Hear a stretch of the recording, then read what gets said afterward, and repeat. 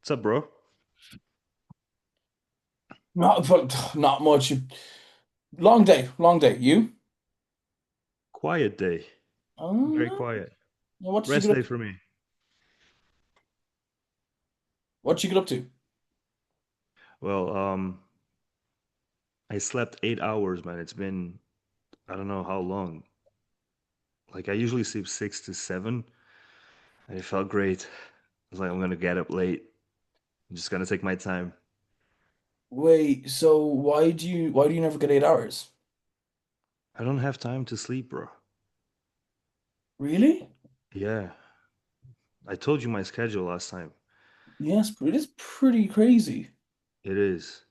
So I literally like I get up 7 o'clock in the morning, um, and then it's from the moment I get up till I come home. It's literally like just on the go. So I get up, I cook my breakfast. Mm, Um, Once I'm done, I start meal prepping. But like usually what I do is I cook in bulk. So like okay. potatoes and chicken and stuff like that, I cook in bulk, enough for like Mm. 2, 3 days. Yeah. And then I just start packing my meals, you know. And then like I have a client at 11 o'clock, finish the client, start Mm. training, head to work at 4, and then I'm home at 12. Mm.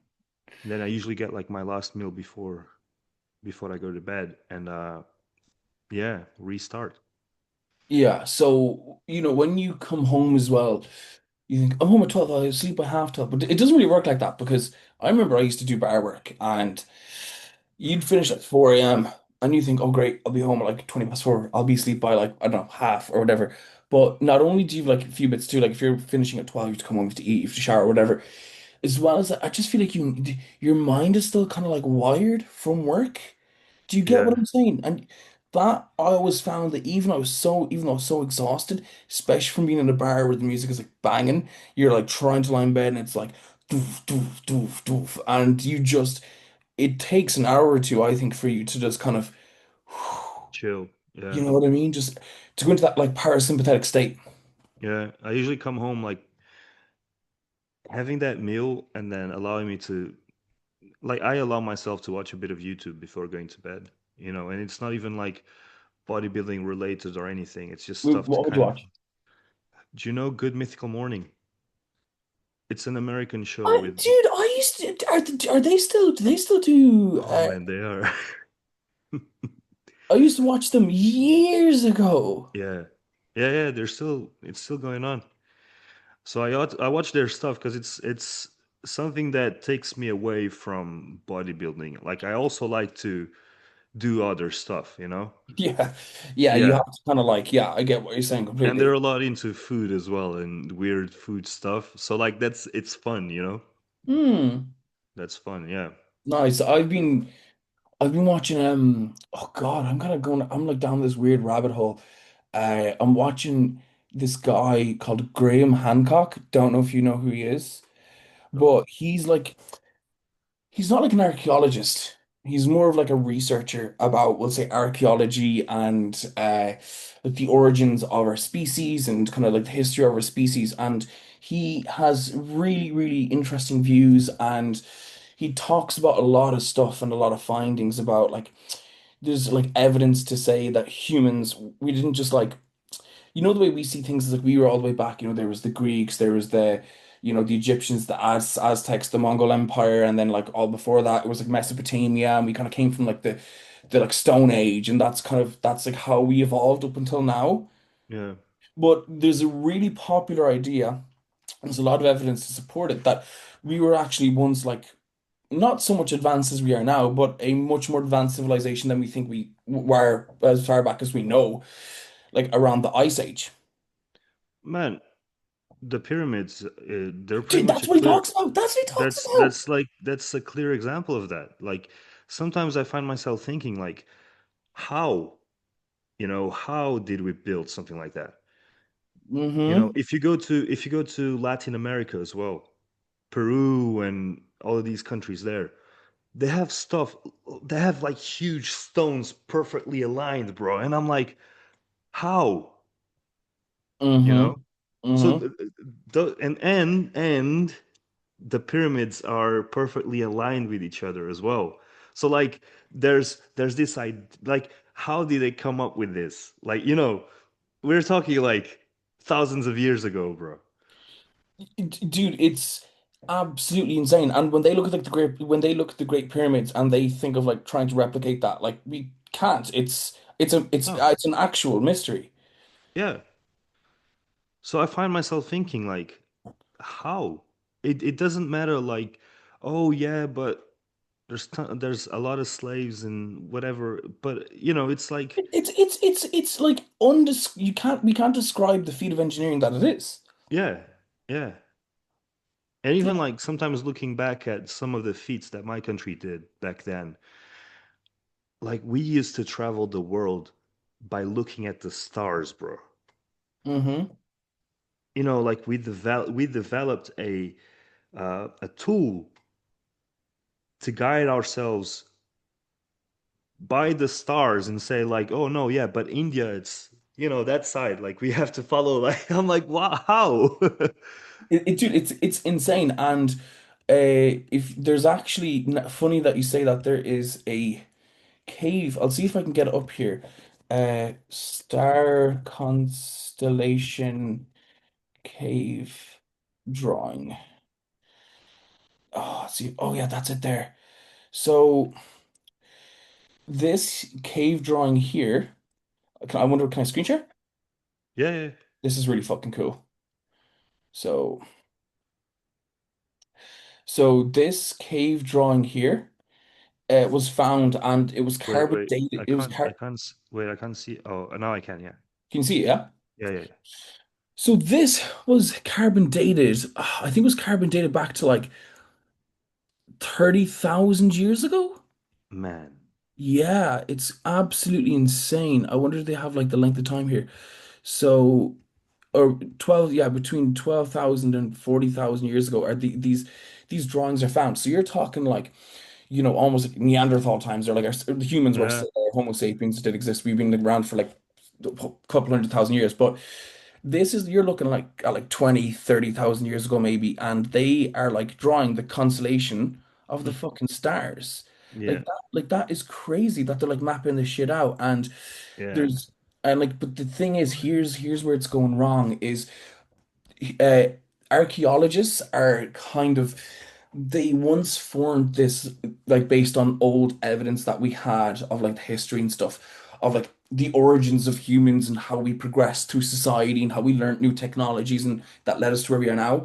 But as new things are being found, that idea is kind of going out the window, like completely. But it kind of discredits their work, even though like you're like as any science, like science, you should be open to new ideas, and if like things are always being found out, and like we don't know everything. In fact, we only know very little, but there's like an ignorance there and almost like an arrogance of like no what we the like the narrative that we've made, that's the way things are. And that's kind of why a lot of this is kind of like not swept under the rug, but it's not general knowledge because it's not pushed that much because it kind of contradicts the narrative. Do you get what I'm Yeah, saying? yeah. Oh, dude, super fascinating stuff. There was something else. He was also talking about DMT. So I don't know if you've ever heard of DMT. Enlighten me. So DMT, I think it's DMT stands for dimethyltryptamine, if I've pronounced that right. So DMT it comes from it's a naturally found substance. In fact, we release it when we dream. Okay. Okay. And he talks about DMT and how his experiences kind of have him like believing this like idea of there being like another realm or just like something greater, much beyond what we know, as in not like a religion, not like, Christianity or anything like that, but something like something just like another realm. And it Like sounds another, like a dimension sort of yes, thing. yeah, Okay. essentially. And it sounds absolutely insane, but I Mm. haven't experienced it. But anyone that has can attest to this. And it just again it just sounds like hippie shit. You're not. You're just on drugs, bro. You're just on drugs. But again, that's just I think propaganda being pushed by the government to get rid of natural substances that can actually help people and keep pushing fucking Yeah. SSRIs and fucking Adderall and fucking Xanax, you know. But essentially, going back to it, he suffers from massive migraines and did so for his whole life. Like really horribly has to take like a prescribed medications for them to go away. And he went to a shaman. They're like these people that live in like the Amazon rainforest and they Yeah. kind Yeah. of guide you through your Yeah. like trip. And he took DMT. Now, in that trip, his sole focus was to like heal his headaches or like think about them and like try and like wish them away. And he said he had this insane, like really strong visualization of this ring, this like aura. It was like this massive ring, like coming closer and closer to his face and like touching, and he could feel it touch his head. And he was really scared, but he was hearing like some sort of like voice telling him to, relax and that it's okay and that they're trying to help. Now, this sounds fucking nuts, but he just kind of relaxed, right? Experienced it, let it happen. And essentially, since then, or at least when he was on the Joe Rogan podcast talking about this. He's been on it loads of times, where he would have needed to have taken his medication about 20 times. He only just needed it once. And he said that's the first time in his life that's ever happened. And that might sound like bullshit. You could say, oh, he's full of shit, trying to push another narrative. But I know a friend who went and took ayahuasca. Now, ayahuasca is a natural plant, but one of the active components or ingredients in ayahuasca is DMT. Okay. Now, he suffered with arthritis his whole life, or not his whole life, but as he got a bit older, it got worse. He used to be a really, really, really good powerlifter. He used to compete. He was huge, jacked, really, really strong guy. But he had to stop. And I remember him being in the gym squatting like maybe 40 kilos, like 20 on the bar and two tens each side, or 80 pounds, however you want to put it. And he just couldn't lift anymore. Lost all of his progress. It was really sad. I know him personally. Lovely guy. And someone put him on to going on a trip. It was I think it was the County Wicklow or something. I don't remember where in Ireland. And they said, go meet these shamans. Go try ayahuasca. Just go do it. It's like a retreat. It's a faithful retreat where you reflect, and it's about like spiritual growth and personal growth. And he went, and they obviously dressed him like, what is kind of like what's impacting your life? What is it that you would love to see healed within your life? And he was like, well, I'm suffering greatly from arthritis. So they said, well, I need you to focus that, channel that. And he went through this like kind of like ritual. And it's really, he said it was a really, really intense experience. Anyone that's taken ayahuasca will know that it is crazy. But he went through with it. And ever since then, he came to me one time in the gym. So I hadn't seen him in a while. Right. So this all happened when I moved to a different gym and I hadn't seen him. But he was in the gym, the new gym that I was in. He was visiting.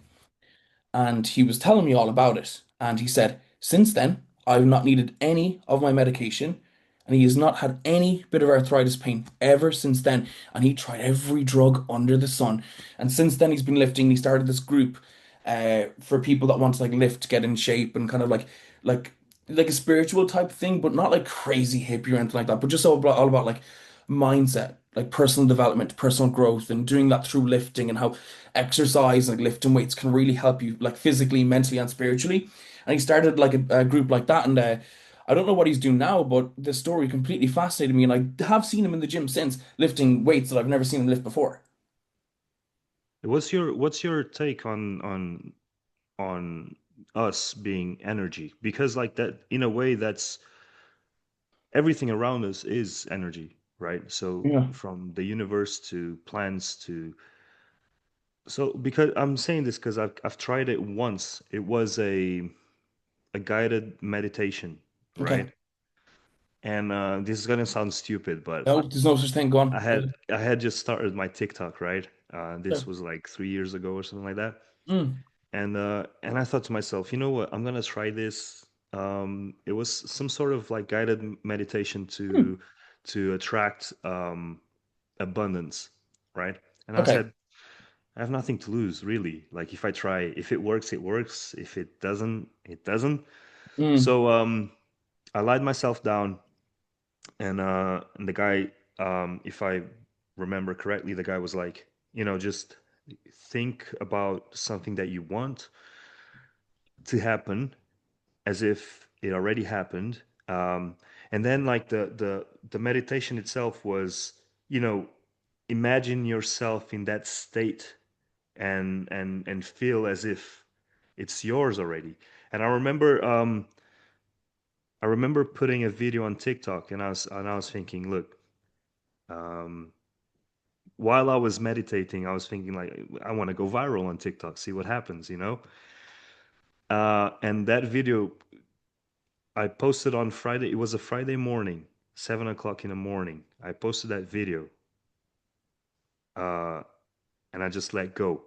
That video itself got over half a million views on TikTok, bro. The day after doing that, And had you gone viral before? no, I Whoa. think that's not even considered viral. Viral is like over a million, but I did get like two videos reaching half a million. So like, but I was like, oh fuck, like, is this coincidence? Is this Mm, the mm, actual thing? You know, if I find myself in this state of sorrow and regret and complaining about everything around me, like, excuse my French, but life feels like shit, and then it feels like everything is just piling up and piling up. You know, whereas when I just let go and switch my thinking to it is what it is. You know, I'm just going to go with the flow. I've applied that to training itself. Like, I used to struggle a lot with my back. I was like, I'm trying everything, nothing's working. What's going on? mm. The point I started just letting go and going with the flow of the day, Okay. I started seeing results. Huh. You know, because I'm not obsessed over a particular part of my body that it's not as I want it to be. I don't know, like I feel like when you just allow yourself to be like in the moment and kind of being as in a state of positivity and letting go of things, you know, like that being hard feelings for someone or anything, things just tend to flow a lot more. So do you see that as, you know, some people call it God, some people call it the universe, energy, Oh wow, yeah, uh, great question. you know, like where where do you align your beliefs? Okay, yeah, I've been doing I've been having like a lot of these like existential dread thoughts. I think just like with having, Molly turning one and just life just seems to be accelerating exponentially in terms of the passing of time. It's oh God, oh, yeah. And I just have done a lot of reflecting, like literally just been doing like now. And my conclusion it always used to come back to the same thing. It was like, well, I don't know and I can't know, so I'm just gonna like chill out and enjoy life, right? Yeah. But then that kind of gives me this thing of like I don't want to just not have any like personal idea or sense of hope or faith, because you can then be left with the whole like what's the point then for just like if it's just nothingness after and all that, and for all we know it could be. But I feel like I kind of always ended up at that point, and then I start kind of it's the quite depressing thought to have, I think. I think you can say that and be like, oh, there's nothing after this, so I don't care, I'm just gonna live life. And that sounds well and good when you're like 19 or 20 or even in your 20s, but when you Because get a you bit don't care. older, maybe it's just the bias of just not wanting to, knowing that life is getting, that your time left on the planet is getting shorter. Do you then just begin to rely on something greater? But I think there's more to it than that, and I really do think that with the way just there's so many things, like there's just so many experiences and like unknowns that I feel like there cannot be nothing, but as well as that we will never know and we'll never find out. But going back to the same guy that I was only listening to, and the reason why I'm bringing this up is because he's fresh in my mind. I was only listening to him today. Graham Hancock, when he was, I think he was not, I don't know if he was 19, but and I think that's when he started getting the migraines. But he said at one point in his life he had a near-death experience, and he said he'll never forget it, that he just began to like he just escaped his body and he was looking down at his body at like almost like a bird's eye view. But then when he came back to life, he just felt himself come back into his body. And I'm this that a lot of people have had that experience, and that also leaves me to think like, what if he was dying or if his heartbeat stopped, but he could see himself from another point of view, like away from his body? How could he see? Like, how could you see that? Like, I don't really understand. Maybe that's your just brain within its last moments. My I don't my know. But to come back into it then, and then to come back to life, it just obviously leaves you with more questions than answers. But that definitely gives me the sense of like, well, like how if it was nothingness, then it would have just been nothing. Do you know what I mean? yeah, my stepmom, she went through the same. She remembers clearly like seeing herself from the ceiling, literally like looking down. There's a guy, um he's got this entity called Bashar, something like that. And Bashar is an entity from somewhere, right? Like he deems himself to be like an alien because that's what we know them for. Um, and a bunch like there's a lot of people asking him questions like, was Jesus Christ real? Well, what's the meaning of life? Um, and I was I was doing a lot of research on him like 2 years ago, just to kind of like understand what's his stance of the meaning of life. And he says, well, the meaning of life is what you decided to be, right? And Mm, a lot of the stuff he says, it actually goes with what the Bible and the Quran and, for instance, all of these religious books say, yeah, which is just live in the moment and do not worry about tomorrow or yesterday, because this is all we have, and tomorrow is yeah, uncertain, right? yeah. Um, but he talks about all of the things we think about, how important they actually are, and that also goes um, with what I'm saying, the Bible, because I know the Bible. I don't know the Quran, but um, he goes into just be careful with the things you say, right, and the things you think, because what you think of yourself is what you are, right? And if you look back at um, philosophers, Mm. I know their names in Portuguese. I don't really know in English, and I don't want to butcher their names. But Try. Give it a go. bro, Epictetus, I don't know. Um, What's his name? Apotheosis. Oh God, I think I'm watching this in English. Aristotle? I don't anyways, know. that's those are things that they also say. Like, be careful with what you think and what you say. Um, because words do have power. So like what you um Bashar, going back to what you were saying, says Mm, that once we die, we're still here, just in another dimension. mm, It's like two parallel, it's like the living and the dead, sort of like. That's why sometimes people say that they've seen their dead relatives or whatever, because like we're in the same um realm, mm, or rather like we're in the same space, just in different realms, if that makes sense. um so yeah, it is interesting. It does make me think about life. It makes me think like a lot, and I have to be careful with that too, like, because it is very depressing. Sometimes I'm like, what's the meaning of all of this, mm. uh like I was telling my wife the other day, like I was kind of like complaining to her, like, I've devoted myself to God and to being a good human being, helping others without expecting anything in return. but it feels like nothing's coming back to me. It's like all of the good that I'm doing, I'm just I'm it's kind of selfish to say it, because even though you don't expect anything to come back, you still expect something to come back. You know, like all of the good that you're doing, the people that you're helping.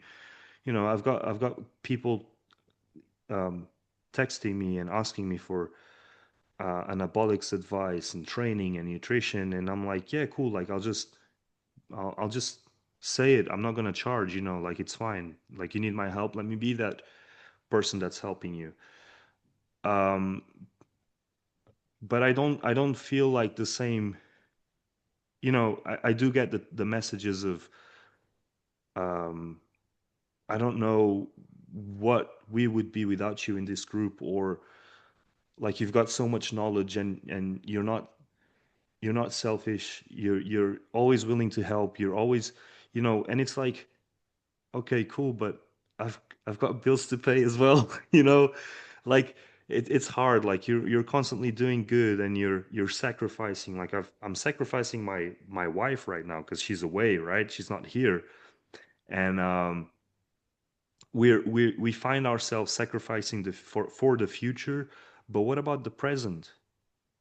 What about the things that actually matter, which is Mm. what's happening right now? Because we're so stuck up in a future that we hope it's going to turn out fine, but we're not fully enjoying ourselves in the now, in the living, right? Mm.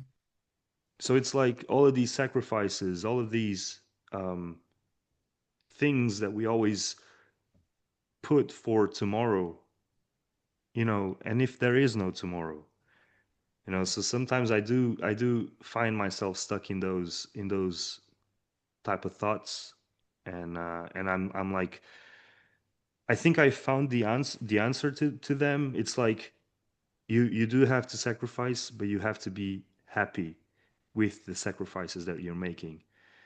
It's like you have to enjoy the the actual process rather than the destination, right? Yeah.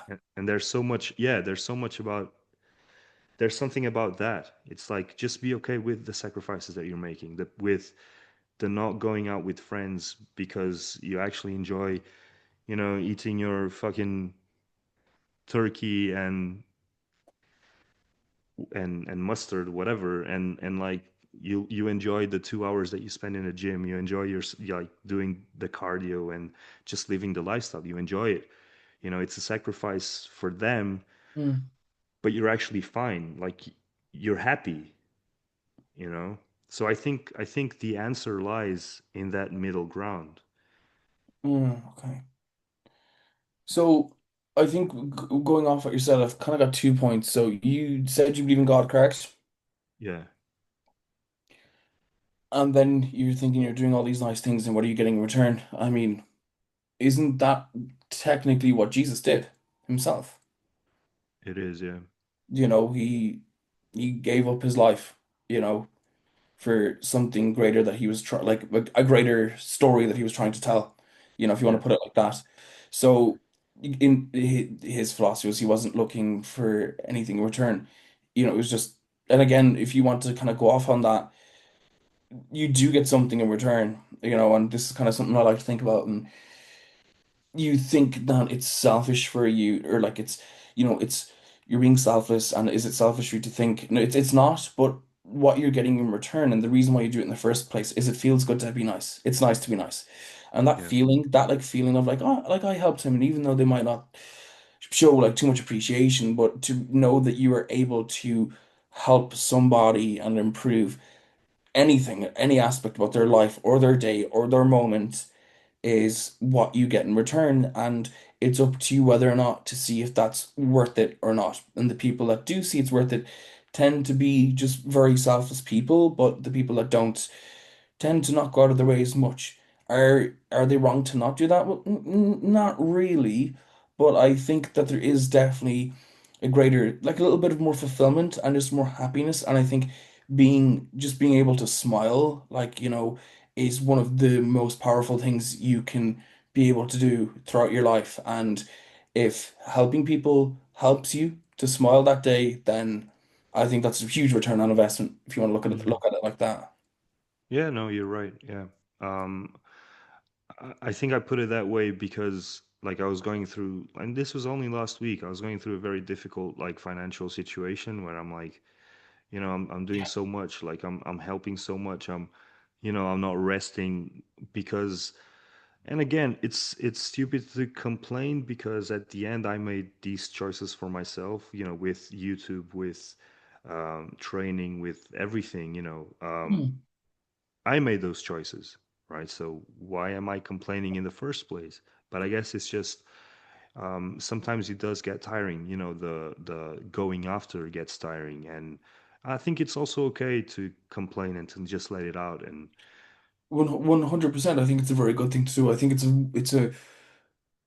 it is a way of reflecting, and it's also a way of processing emotion, you know. yeah, Now obviously if it's compulsive and stuff like that, then there could be some like, personal work that needs to be done. But if you're complaining about justified things, like you're helping people, and you know that people that are charging like thousands for what you're doing for people just over Instagram, there are, in the coaching space, like I know people charging insane thousands for 3 months of coaching, and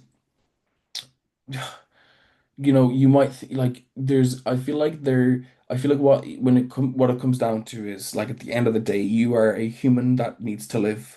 You've got bills to pay, and you obviously want to build a life for yourself. So there does need to be like some sense of selfishness in this, and um I remember saying it to your coach before as well, because he can be very selfless as well, I think, and can, go out of his way a lot to help people. And I remember one story before of him helping someone and them just kind of like always just expecting it, and then at some point you need to think to yourself, well, hold on a minute, like I'm like, this isn't rewarding because one, I'm actually not getting anything returned because they're walking over me, and two, it's just making everything more difficult because now it's expected. So you need to create a fine line between doing things out of good heart and realizing that, hey, you're a coach, and that's kind of how you make your living. Like if you went to a barber and got a haircut, you wouldn't just expect to walk away and not pay. yeah, Do you know what I'm saying? You yeah, wouldn't sign up to a gym and expect to get a free membership. Why would you? If you were to sign up to a gym, why would you get a free month? yeah, Why? You wouldn't, and you wouldn't expect it, and you think that would be silly because you realize that they have a service that you want to utilize, and that it costs them money, it costs them time, and it costs them effort to provide that. So you are going to give back to use their services. So you need to also then kind of come back and be a bit shallow about it and think, okay, I'm a coach. This is my business. You know what I mean? If someone was a music artist and then a bar or a pub was asking them to play a gig, they wouldn't just do it for free. They might do it for free if it was for like their brother's birthday party going on at the bar. Circumstances like that. But they wouldn't just do a gig. If someone texted and said, "Hey, can you do a gig at our bar?" And they go, "Sure, no problem." Why would they do that and not expect to earn a bit of money, right? That's how they live. So you also need to remember that as well. Do you get what I'm saying? So I always think when it comes to this, give advice, because the more value you can give to people, the more they wonder, well, what could I get if you were to be my coach? Do you get what I'm saying? So the more you can give for free, people, there's this, I think, can't remember the name of it, but there's like a sort of like it's not fallacy, but there's like a name for it where if you give someone something so valuable for nothing, they feel like they owe you, even if you aren't putting that out there that they do, and even if you don't expect them to owe you, a lot of people do. So what I would do if I was give the free value, okay? But if people keep asking, if they start sending loads of voice notes, what I would do is say, hey man, why don't we just hop on a call and I can give you a bit of a hand, and I can show you how the program works as well, because I feel like this might be something that you like. But either way, I'd love to give you a hand, but we'd have to schedule a call because my time is limited. yeah, And that what that'll do is that'll weed away the people that are just there to pull free shit out of you, and they'll say, "Oh no, it's not, we'll see. I'm a bit busy." Whatever. They weren't. Those people weren't ready to listen anyways. They're never going to take your advice and actually apply it. But some people go, "Well, you know what? He's actually already given me loads of value. He's about to give me some more that'll help me out a lot." And you know what? I will listen to the program because maybe that is something that I need because right now I need him. So Yeah. maybe this program is what I need long term. But when people are doing this, you need to treat what you do as a business. It's a business. It's like nothing else. It's like a surgeon is a business. He helps people, whether it's a plastic surgeon or a neurosurgeon, right? Like a musician, they provide a service, you know what I mean? And when you have a skill and when you can provide a service that people need, you make money because it is a business at the end of the day. And you should see it like that as well. Yeah, yeah, you're right. I think that ties into sometimes thinking like going into the selfish bit. Um, what will people think about me for charging them for something that I've actually taken the time to study and to learn? But I think that's something that I need to work on. It's Wait, what do you mean? What do you mean by what would people think of me for like something I've studied? yeah, like sometimes I don't know if afraid is the word, but let's use that word for now. Like I'm afraid of what people will think about me if I charge them for something. Like I stop being the nice guy. And yeah, that's I know it kind of sounds silly. Uh, Can I interject there? yeah, of course. Point. Have you ever, let's go back to the barbershop analogy or wherever, or let's just say, okay, name me a service that you like to get off someone. But Anyone. wait, before you go into that, why do you think that um at least this is what I think. I think people see us differently for some reason. It's like, why are you okay with paying an electrician to fix your circuit at home, whatever, but you're not okay with paying a personal trainer or a professional to help you reaching your goals or whatever it may be? I don't know. Sometimes I do have that idea that they look at us differently. Okay, so so what you were essentially saying is there are people out there that do not respect your profession enough to be willing to give you money for what you Yeah, can provide. If that is the case, why do you care about those people? They don't respect you in the first place. you're right. Do you know what I mean? Like, dude, I do like okay, let's give an example, right? Um uh well I'm trying to think of a recent example because I think I have one. Oh yeah, so we were having issues with our washing machine. It had broke, and then we got a new one, and then we started getting issues again. And then Harry was like, "Yeah, we got to get someone in. We got to get someone in." And I was like, "No," I was like, I'm not paying money. It's gonna be like 80 quid for them to come in. God knows how much it's gonna be for the washing. It's gonna cost like fucking 300. I was like, "Fuck that." So then I tried to fix it, and I got it working. But then the issue actually turned out to be more of a plumbing thing in the back, like in the house that we were in at the time, and not so much to do with the washing machine ourselves. So at that point, I bit the bullet and I said, "Well, do you know what? That is definitely out of my caliber. I've tried, I can't." Someone came, and I was happy to pay them, and I was happy to pay them because I knew that I could not do it myself. And the same thing goes. All right, people will say, "I'm going to try and get in shape. I don't need a coach. I'm going to try and get in shape." But I guarantee the people that you work with, a lot of them have been stagnant for so fucking long, and they're like, "Good man, like I just can't build any more muscle. Like I'm eating well, is what they say. I'm working out, but I just can't lose weight or I just can't make progress." Those people have realized that it requires more than just cookie cutter bullshit in order to get a great physique. And that's why they come to you because they do not know the next steps. But there are people that just have this narrow mindset, or maybe they're just starting off and they know that they just need to stop eating fucking Supermax or McDonald's every day. That's fair. They don't need you. They know what they need to do. But then comes along the aspect of discipline and accountability. And if they cannot do that for themselves, they need someone else to do it for them. And if they can see that you apply accountability to your clients so that they stay consistent and enjoy it, they can't get that anywhere else. They can't get that within. So if that's what they're missing and they realize that's what they need, they will then come to you. But the people that don't are either ignorant or they're lazy. That's the simple truth. Or they've already done it. Usually it's the first two. Yeah, yeah, I see what you're saying. Um, So they have that to I also respect you. sorry.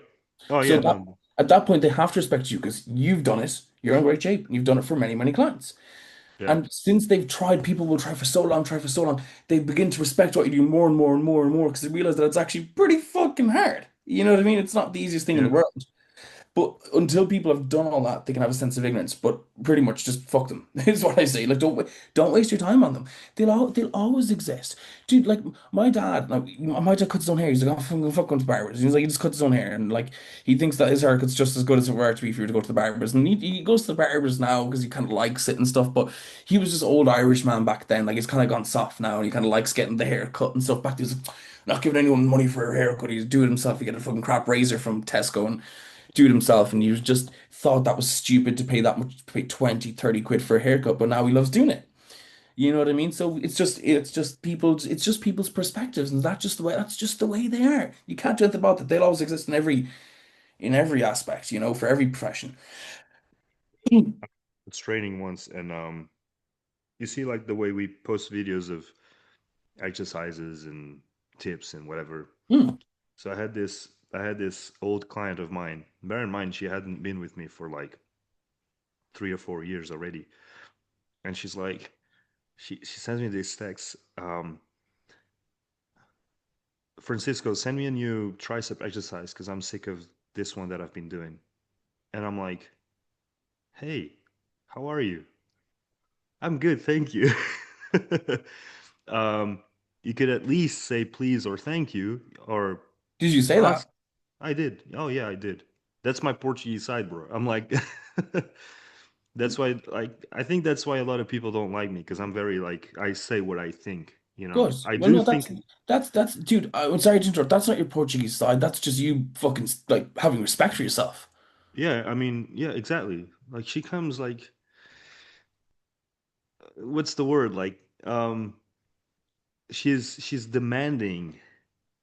She's at this point, she's demanding me for a new exercise. She's not even asking if I could give her a new exercise, you know? And I'm like, hey, how are you? I'm really good, thank you. Look, next time, at least just say please or thank you. And yes, I will send you a new exercise, don't worry. And she's like, ha ha ha, I'm sorry. Bro, come on. Like, Yeah. to what point did we get now? Like, I don't mind helping, but come on, at least just have some manners, you know? Yeah, I don't even know if I would have been able to send them the exercise at that point. That would have just pissed me off. I did Yeah, send the no, that exercise. would I have been did. that would have, I I would I would did. have given them some like really fucking shit exercise. But yeah, I'm only I hope she joking. learned. I hope she learned the lesson. But anyways, how's your bulk going? It's going good. It's going good. Man, so pushed I pushed test a little higher. How much you taking now? I'm back down. I'll tell you why. So I don't run a lot. I was on 280, Okay. then I did 350, Mm-hmm. and then I went up to 420. Mm-hmm. Okay, it was like 420, 430, something like that. I can't remember exactly what came out. I think it was like, what was it again? Was it 125 every 2 days, 375, and then 62.5 on top of that. Yeah, so it'd be like Wait, 440 maybe. It would have been wait, about four. wait. 62.5 of what? No, test. As in 125 a test every 2 days. So you multiply that by 3.5 to get how much you take in a week. But anyways, it came out to about 430, 440. I couldn't control my estrogen at all. Really? Yeah, so usually I would use something like Mast, or Primo, but since there's issues with Roz, I got something from farm they call Androchem or something. I don't know if we're allowed to be saying this on the video, but I We are, got we it are. I got it from Androchem, who's like some supplier, but I don't know. Burn them down. Huh? Burn them down. Yeah, I don't know if you ever use Masteron when you take it, like I swear to God, after 2 3 hours, I get like a boost, almost like I've had a coffee. Okay. Especially with Mass Probe. And I always think that when you use Mass, I always found that there's like it's a mood enhancer, it's a DHT, it's a kind of one thing I always notice with it as well though is that I start waking up really early and I start like working. I get really focused and motivated, and I just kind of like start like getting up at like 5 o'clock and working and stuff like that. Just this shit, it kind of puts you now. It just stimulates your nervous system a bit, so I tend to like wake up and shit. Now after a while, you kind of get a bit fatigued. Anyways, I didn't notice that, and I just noticed I was bloating so much. Like I bloat very easily because I need an estrogen blocker on anything above like 110, 120 test. Like 100 tests I could probably get away with no like Arimidex or Aromacin or anything like Insulin, that. yeah. Yeah, no, I could get away with then anything over like 100 like test it a week. I need it. So I just became like, oh man, my blood, everything. I was just so bloated and puffy and shit like that. And now when I mentally, I don't feel too bad, but I just get really tired and shit. So I brought it back. I brought it back, but I was just kind of like sick of it because even at like 350 test, I'm just taking a Arimidex like every day, and just to keep my estrogen at bay. And I didn't really like that. You know what I mean? I felt like I just didn't like that because like I don't really think like using too much of an AI is a great thing. So I've just brought it back down to 210 test, and I've only done that about the past week. But yeah, because I wanted to push my weight a little bit more. But it was just like my estrogen goes high, I get like heartburn, I sleep like shit. My strength actually goes down. My joints actually get really sore, which is an interesting one. I think it's from inflammation and stuff like that. So essentially, I just wasn't feeling great, and that kind of burnt me out a little bit. I'm not gonna lie. So I'm still eating, but I've kind of brought everything back down. What you eating now? I'm still, oh God, so I'm about 4-4 training days and 4-1 maybe rest days. So my weight is kind of stalling, to be honest. But I'm not sure how comfortable I am pushing more food when anabolics are quite low. Yeah.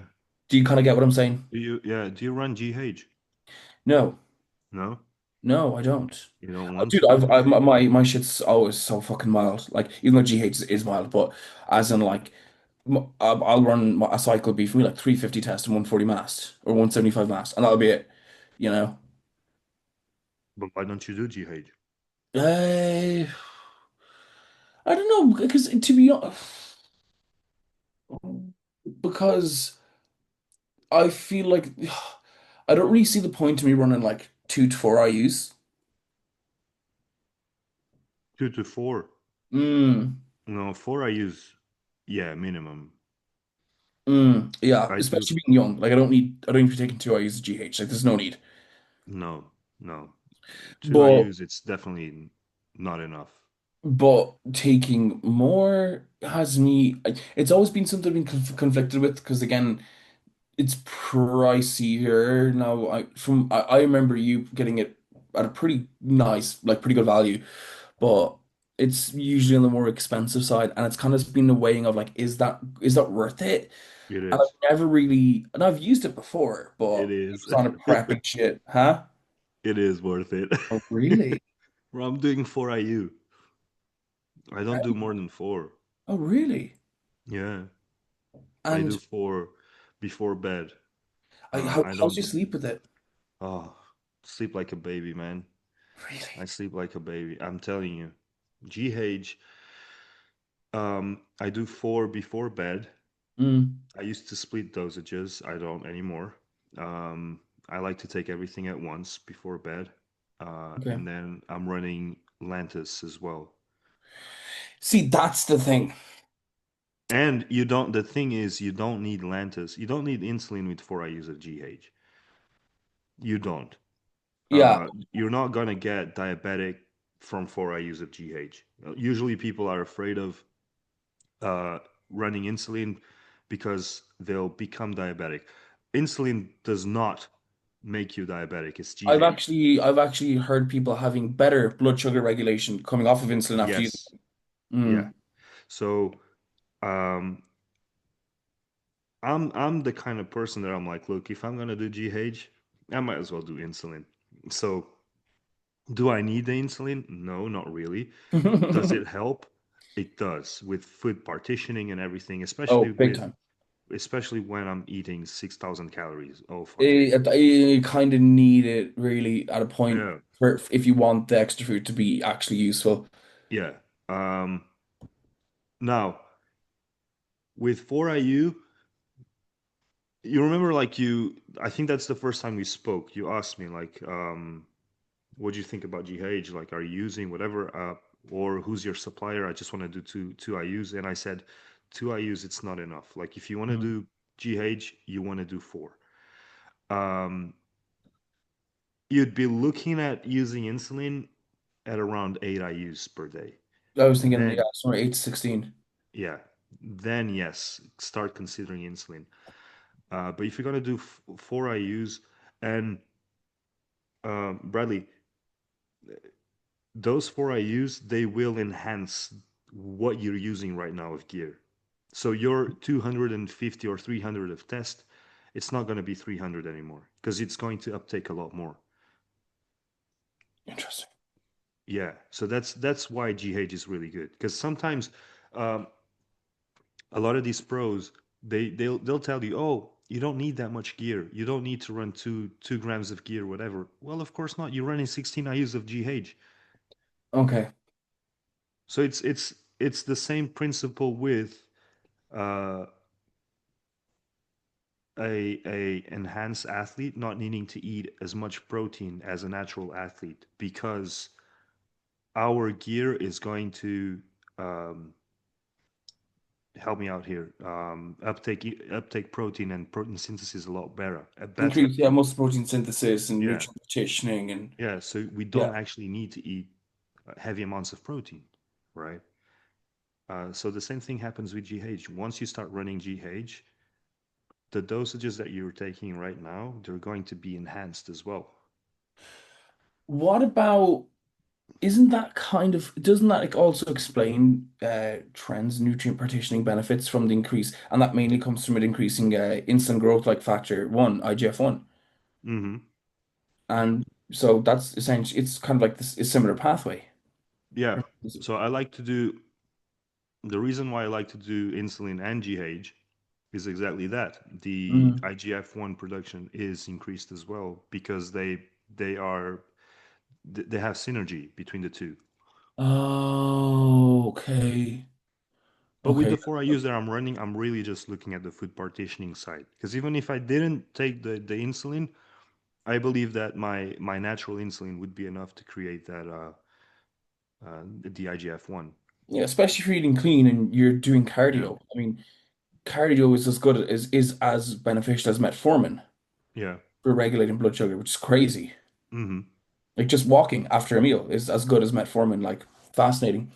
Um, now here's kind of what I'm thinking. I'm like thinking with the DHTs are primo mast being hard to acquire. I'm then thinking like, well, and like high test on its own kind of has me like eating AIs like they're fucking Skittles.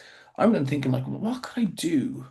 What could I add to a 210, 250 test to make it a cycle without it being like fucking just without it being trend? You know? Yeah. Because Stren is a 19 Nor family, so that's going to have, just like DACA, a lot of psychological effects as And well on you you. when you run a 19 or you kind of want like master on or DHT with it because that Yeah. kind of smooths things out. Yeah. I don't like DECA at all. I hate it. I think it's not as anabolic as a Bold, for instance. But again, Bold might, I don't know if it's going to help you control estrogen. No, Uh, it has before, but my only the only thing with that that's kind of annoying is it's such a long ester, hmm, so it takes so long to build up. yeah. So I'm like 8 weeks, 8, 10 weeks in, I'm like, oh, like. But now my question to you is, are you in a rush, bro? But I'm thinking, well, oh, that's a good question. Yeah. Yeah. Why are you in a rush? You know? Good, yeah, good question. I'm not, but I'm also thinking like, will that be prolonged too much if I then start using EQ or Boldenone like after like 8 weeks? But then again, like my test was only pretty much at 280 for the majority of the time, so it's not like I've been doing anything crazy. But I just kind of, I'm just very health conscious, especially after having Molly, man. Oh my God, I'm so health conscious. I know. You know what I Yeah. mean? I'm so health conscious. Sorry, I'm actually taking off my sock. Oh, it's so warm. I'm very conscious about Tran because I would want I really want to do it, but I'm not going to do it Mm. because, and it's crazy because I was using 400 and something milligrams on prep, and now I'm afraid of 50. So like it's like you start realizing that, you know, am I really going to sacrifice the feeling good for a bit of Mhm. trend, for a bit more muscle? Dude, I I would don't know just if you throw in, know I what I would mean. just throw, if I were you, I would throw in like some Anavar or something instead. If you want to like add like if you want to add something to your cycle. Nah, I want to eat. Yeah, but do you think that would have an impact if like Let me 20 just minutes? turn on let me turn on the light. Yeah, yeah, yeah, of course.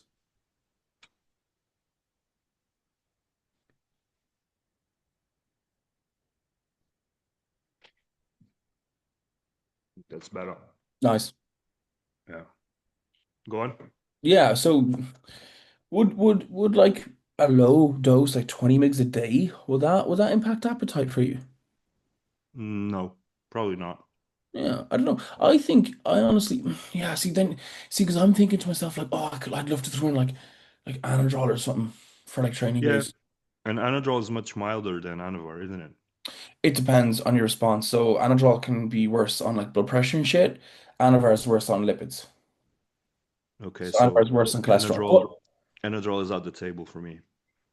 yeah, but studies were Anadrol is used for like and I always get wrong anemia and shit, Yeah. and it's used long term at like for like out of like 100 mgs for people with like medical conditions long term, but like no long term side effects. And Anavar has been shown at like 20 below 25 if ran long term and like you're just kind of like proactive about like supplements and health and like fiber and shit and cardio that it doesn't really have much of an impact on lipids at all for the most part. So I think with the issue with orals comes in when people go like, oh man, I was running like 150 mgs of Anadrol, but I kind of burnt out after like 3 weeks. I'm like, dude, that's like 700 milligrams to a gram of an oral a week. It's because people say daily, so it makes it seem less, but 50 mgs of Anadrol is still 350 milligrams of a compound every week. That's like running like fucking 350 milligrams of DACA and being like, oh man, I'm bloated.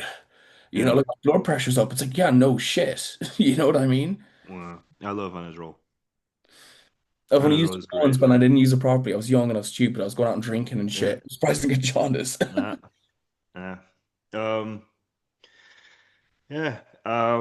What else could you do? What else could you do? I'm on Bold Man and I'm loving it. It's been 12 weeks and 1-to-1 ratio, 700 each, right?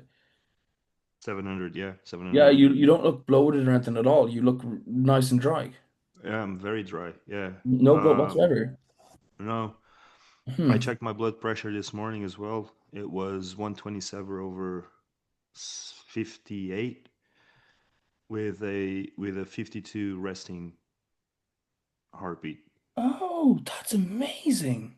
And I'm on bold like it's been 12 weeks. Do Been 12 weeks. the reason why the systolic is up a tiny bit is probably just the red blood cell count being a bit higher, Yeah. like hematocrit being a little high. I'm not I do have Talmisertan at hand You here, don't need no, but I don't just need it. keep up with lists.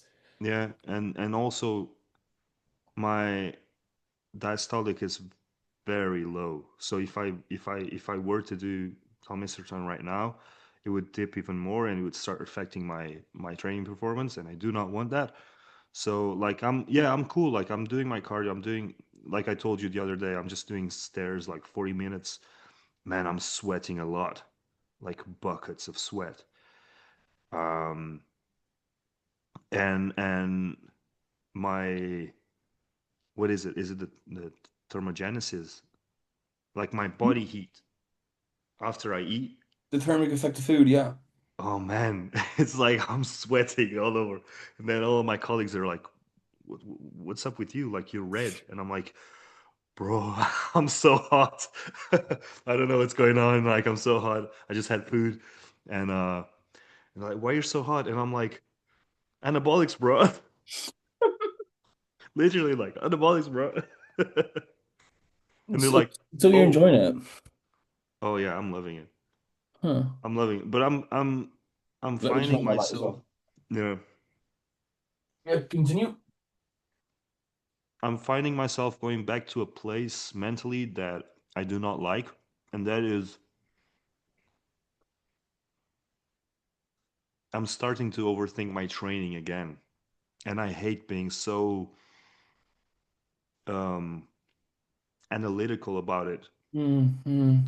You know, like one of the things that I did in the past week was let me remove a lot of the exercises that I have because most of them they're the same thing. Like, why am I doing a lying leg curl and a seated leg curl in the same session when I can just do, Oh, junk. yeah, That's junk volume, man. I'm like I can just do 4 sets of seated leg curl and I don't have to switch Are you? And you're machines. probably thinking the two different planes of motion, the two different positions might Yeah, impact muscle fibers differently, and but all this shit. you know what it was, Bradley? It was like, again, I come from a school where if like you have to go hard and you have to do a lot and as much as you can. If you look at the old Jay Cutler videos, he's like he's bent over rowing and then he's T-bar rowing and then he's dumbbell rowing and I'm like that's where I come from. That's my school. So I'm like I need to do all of that if I want to look like Jay, you know? Mm, So I was now I went back to some old John Jewett videos and even mm, John Meadows and mm-hmm. um, Mike Israetel and all these guys, and they're like, guys, you know, like you're curling, like you just need one type of curl and one type of um, stretch pattern, whatever. And I'm like, okay, so I can make this a lot less time consuming. Then that's what you're telling me. So here's the thing when it comes to stuff like that. When this information is purely just basing everything off what the specific science says in terms of like efficacy when you're doing each exercise. But there is a huge element to this as well. And I always say to people when I'm coaching them as well, they're like, well, which exercise is better, this or this for triceps? Like tricep push downs or fucking like or skull crushers or we'll say overhead extensions of the cable. And then with the question, I could go into like, a lot of things like the resistance profiles and, you know, stuff like that, and the fact the cables is more constant tension, and or maybe what like the load you can put on easy bar skull crushers and the difference that makes, or the stability differences and how they can impact your ability to isolate the muscles and engage in mind muscle connection, yada yada yada yada yada. But what I always just say to them is, what do you prefer? And they go, oh, I just love those skull crushers, man. And I go, oh my god, then do that. And the reason why is, I always say this to someone, if you have got options A and B is 5% more effective than A. But A is so much more fun than B, do A. Because what people tend to do is when they like something, they put everything into it, even in exercise. So if someone loves skull crushers, they will just have more of this like, I want to lift heavy weights, I want to get stronger on skull crushers, I want that extra rep because I love this exercise, I love improving it. Do you get what I'm saying? Whereas if they're coming in there doing fucking over extensions, they hate it. They go to that exercise and when they're looking at what they're training to, they're like, oh, I have to go do those. Now, people can have the discipline to still push hard, and that's great. But at the end of the day, no matter how disciplined you are going to excel at what you like. True. The best mathematicians in the world, they like maths. The best boxers in the world, they tend to like boxing. You Yeah. know what I mean? And you need to like something if you want to really, really, really be good at it. And being good at an exercise means like having this ability to push yourself, getting good mind muscle connection, getting stronger on the movement. So what I would recommend, and it's kind of what I always say and what I do for myself is you just look at your options and go, hey, what's the most fun? You know what I mean? Do I Yeah, prefer because I long was leg like, curl or do I yeah, prefer? man. That's why I had to switch off from Mike Israetel for a while. Because a lot of his videos are like, oh, let's rank the best uh, and worst back exercises, and I'm like, Oh, it's okay. okay. And then I'm watching I'm watching his videos, and I'm like, but I like the pull down, and you're telling me the pull down's not good, you know. But like, Mm. that's the thing. It's like you want to do the stuff that you like, yes, but you also want to have results, right? Yeah. So I was finding myself, and maybe I am still in that loop of like, I don't want to do pull-ups. I don't like pull-ups. Like, I want to do the pull-downs, and I want to go to failure. When you're telling me not to go to failure, and I'm like, fuck, Christ, man. Sometimes it gets tiring. Yeah, yeah, yeah, dude. And if I said to you, hey man, if you jump rope on the balls of your feet inside a sauna at 2 o'clock in the morning, you're gonna get 15% more growth in your calves than you would if you did standing calf raise. Yeah, I mean, like, unless you are desperate to get some fucking calves, you're probably going to say, you know what, like, although it might be a little bit more effective, that sounds horrible, and I will not enjoy that. You know what I mean? So you're going to go back to your standing calf raises. Of course, that's definitely a bit of an extreme example, but the point still stands yeah, that, you'll always just fall back to what you like. You know what I mean? And I think there's nothing wrong with that. And one thing that I love doing, I've always loved doing, and I'll never stop doing it, is even though I like to bodybuild, is I'll always deadlift and I'll always go heavy on deadlifts, and I don't care if they build up accumulative fatigue and they can fatigue my CNS and stuff like that. I love them. The feeling I get when I'm doing a deadlift is like a feeling I don't get anywhere else, and I'm doing them once a week. I don't care what anyone says. I've had coaches and I've said to every single one of them, the only thing I want to do is deadlift, and you can't take that away from me. I said it's not anything else. optimal. It's not optimal, bro. It's not optimal. It's not optimal. I was like, but do you want to know what? Like, if I have a pull day and I'm deadlifting, I'm gonna be excited for that pull day. So I'm gonna be like Yeah, getting up, gonna be getting my meals, and my mood's gonna be good, and I'm gonna be going into the gym excited. Do you know how impactful just being excited and happy yeah, for a workout can be for your ability to push yourself? yeah, Like, when I'm there and I'm like really happy to do a workout, I'm gonna fuck shit up. But if I'm dreading the workout and stuff like that, I will still train hard, but I'm not going in saying I'm gonna fuck shit up. You know what I mean? It's not like, yeah, it's not as much the tunes are blaring, the pre-workouts going in, and it's like, I was just like, the butterflies are there. The butterflies aren't there. They're not there because I don't enjoy the exercise. I'm still gonna work hard, but when that feeling isn't there, the animalistic urge to just like bust your balls is not there. And I don't care what anyone says about like failure and training hard and stuff like this. For some reason, people like to look at bodybuilding as being the only thing in the world where training hard is worse for you for a result, and it makes no fucking sense. Like, and the thing is, as well, as most people train like pussies in the first place. So when people are saying you're training too hard, they're probably talking to people that are like going crazy in the gym like 6 days a week. Like, yeah, you're probably training too hard, but 99% of people are pussies when they're training, Do and you take they're everything to failure? compounds not as much, Okay. because they do, like, if you go to failure on, like, I've done like drop sets on like hack squat and shit, and I've like gotten sick after and stuff like that. So, when I'm doing something like that, it's like, okay, right, that's probably a bit too much. I shouldn't go to absolute failure, but I'll go to failure on push downs. I'll go to failure on ladder raises. Like, I'll go beyond failure on those. It's a weighing of like, how much is this gonna fuck me up if I keep going, Yeah. you know? I'd say my the exercise that gets me like that, like, bro, today it's the day. I'd say it's the incline dumbbell press, I bro. knew it was gonna be some sort of like chest press for you, yeah. I I love the incline dumbbell press, bro. I love it. Did you see my story the other day? The last time I remember is you doing the seated over a press machine. That's the So I last. I think did it was only yesterday. I did I did the 67.5s dumbbells. What?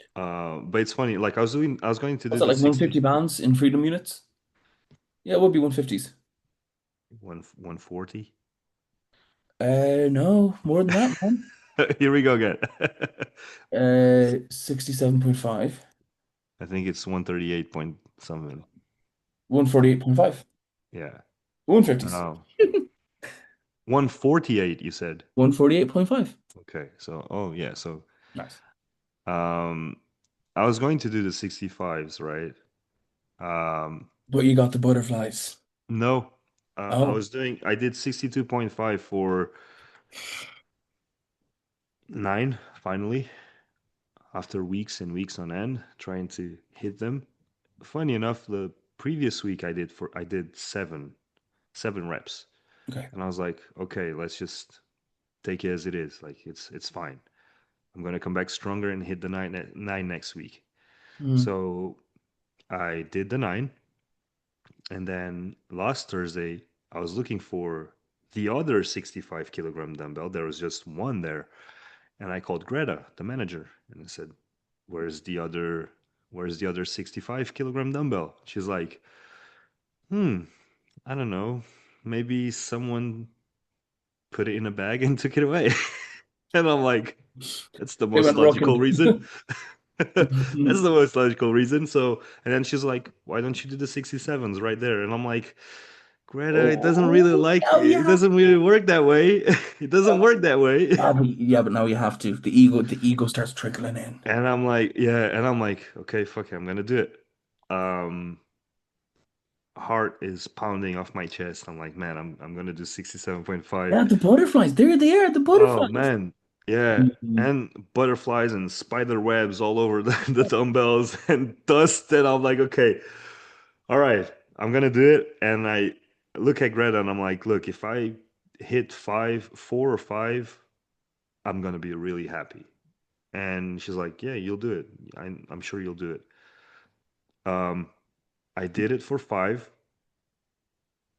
and then I turned around and Gabi, you know Gabi, right? From Merview, the MMA fighter.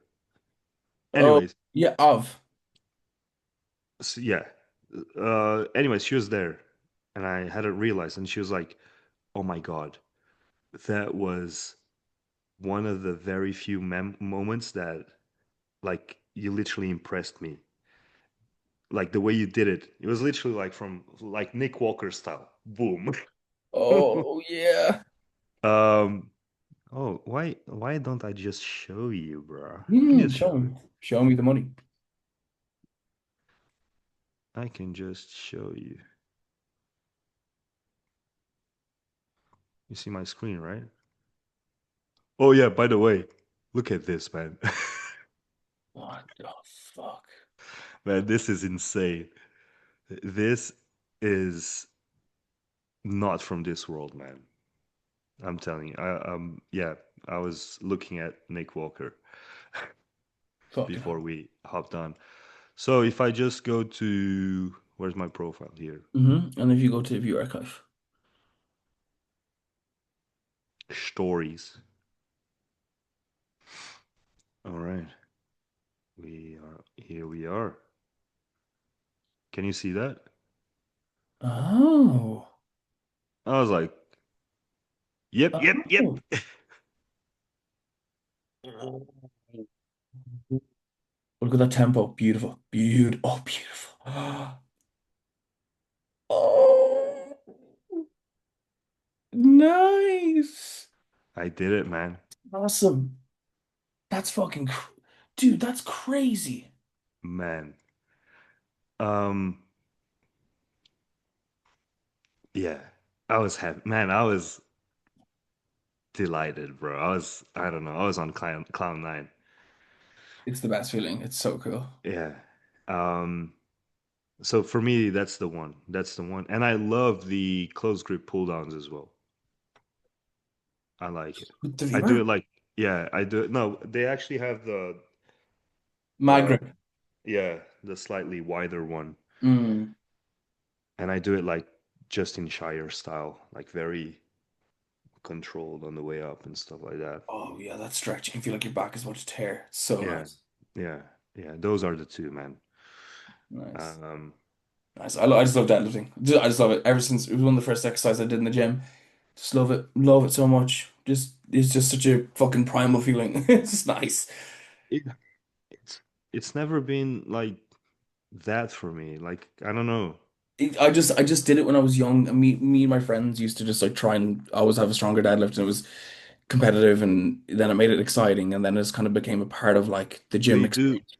you do have a powerlifting background, I don't you? do, I do, yeah, yeah, Do yeah. you think do you think um Ireland, speaking a bit of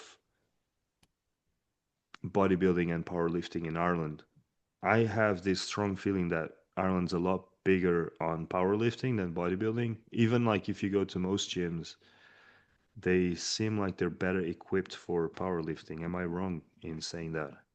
Uh, I have like 4 different gym memberships up here from where I am now, and none of them have like a proper bench press. So I think it depends on where Uh-huh. you are. Because Planet where we used to train. They even had like a room Yeah, just for it. that's the club I used to powerlift with. Yeah, I think that's just by chance. That's where the club was. I think bodybuilding is definitely more mainstream in general. Definitely. Really? Yeah, no, definitely. I think people care more about looking good than being strong. Mm, I think so. Nothing wrong with that either. yeah. Yeah.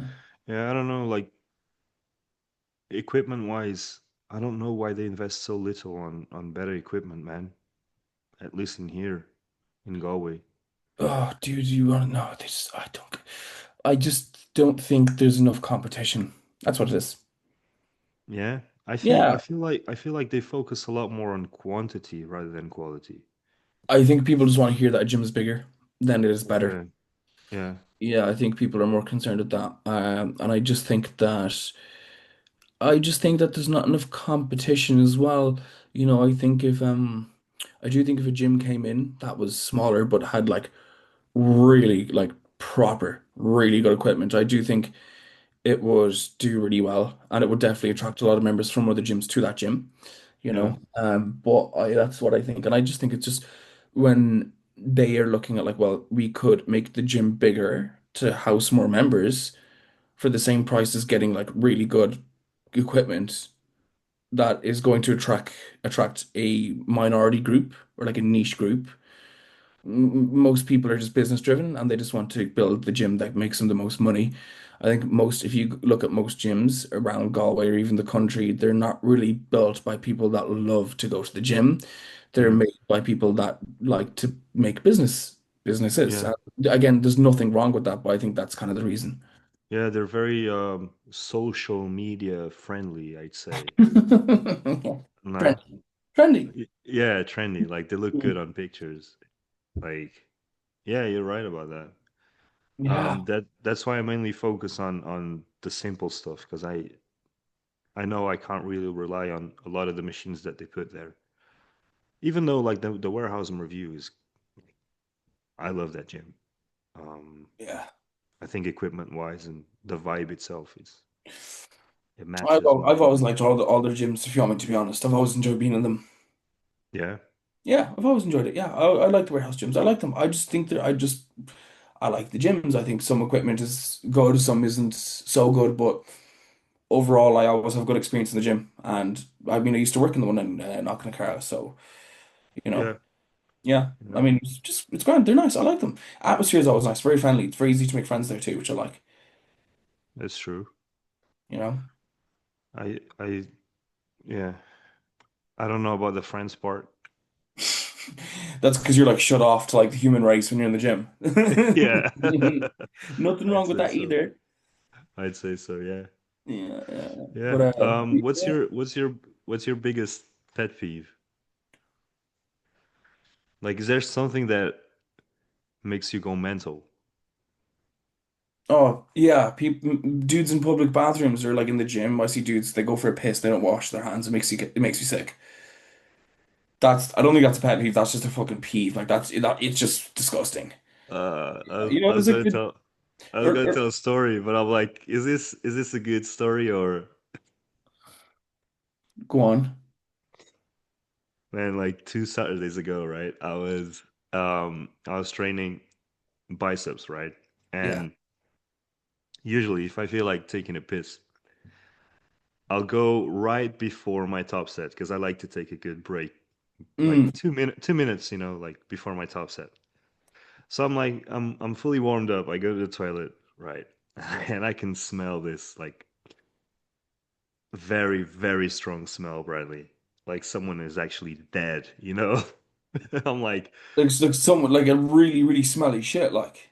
yeah, Oh, like right. I lost, I lost an appetite that I didn't have in the first place. And I lost the will of taking a piss, bro. And like I saw who did it. And that's my advice to you. Like if you go take a dump, make sure no one sees who you are. Bro, I was killing that guy with just the looks, man. I was like, man, you But fuck. see, here's the thing. I don't give a fuck. You know what I mean? Here's the thing. We all take smelly shits. Man, but it Every was just was, sometimes you can like you get used to the smell and you adapt to the smell. You're like, yeah, this is bearable. yeah, I'm in the But bathroom. man, It's okay. but the guy was dead, bro. I was I'm like dead. I'm like putting on my t-shirt to block the smell. It's like I can smell it vicariously through your past experience. Um, oh But man, no. yeah, I couldn't piss anymore. So I went on to do my top set and I channeled it all into the top set. And, It was like ammonia, like yeah, cat piss, except it was like shit. So that got me turning going, yeah, no, I they must be eating like all that fucking bullshit, like protein, all those protein foods, protein pancakes and protein fucking yeah, crisps and all this shit, man. Oh, it's so fucking stupid, but yeah. yeah. I'd say my pet peeve is probably when I see people eating and training at the same time. I'm like, bro, Oh, it's disgusting. I don't understand. When I why? train, eating sounds like horrible. Like Yeah, my appetite goes completely when I'm lifting. yeah, But it's but also like you're trying, like, why would you be eating when you're trying to lift? Doesn't make sense. I Like you're mean, like, yeah, why would you be digesting food? exactly, like it doesn't work like that. No, it You know, doesn't. like that banana that you're eating, it's not gonna help you. No, like maybe what you ate last night might, but that banana's Yeah, not doing shit. yeah, or drinking a protein shake. That makes no fucking sense. I'm like, why you drinking a protein shake, bro? Anabolic window. Can you But not wait until you're finished, bro? I think I'm on the clock. So All right, bro. It was good to chat with you, man. yeah, it was really nice. I really enjoyed it. Really, really enjoyed it. So I'd say maybe the same time next week. I'll let you know in advance. But we All maybe right, let's let do me it know. early. We'll see how we go with the schedule with the little one. Okay. That's all right, man. No problem at all. Okay. All right, Bradley. Have a Right, nice dude. week. Bye bye. See you later, buddy.